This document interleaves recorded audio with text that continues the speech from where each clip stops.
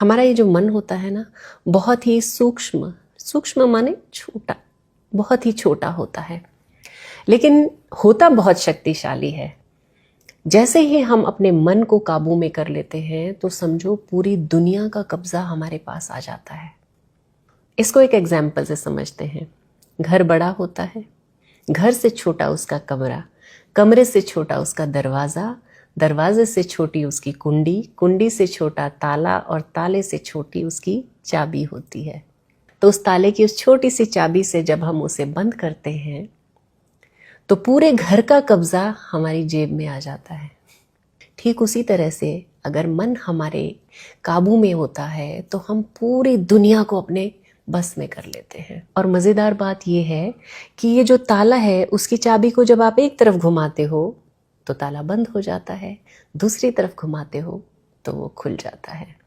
ठीक इसी तरह से जब आप अपने मन को परमात्मा की तरफ लगाते हो तो ये दुनिया की तरफ से खुल जाता है और परमात्मा की तरफ लग जाता है। और हमारा ये जो मन है ना, ये हमेशा अनुकूलता चाहता है, प्रतिकूलता इसे बिल्कुल पसंद नहीं। यानी कि मन जो है हमेशा सुख और चैन की तलाश में ही रहता है। मन की तुलना हम एक हाथी से भी कर सकते हैं।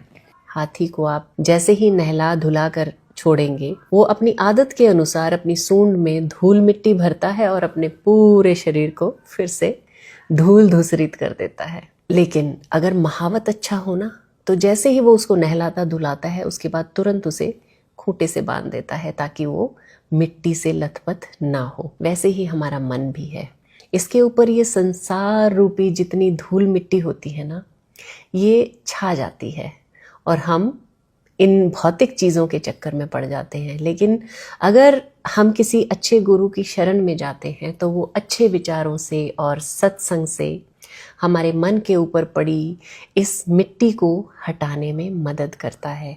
वो हमारा ध्यान परमात्मा की तरफ मोड़ देता है। इसलिए अपने इस मन को रोग, शोक और भोग से हमेशा बचा कर रखिए। एक और अच्छी बात आप लोगों को बता दूं, लेने को हरि नाम है, देने को है दान, तारण को है नम्रता, डूबन को अभिमान।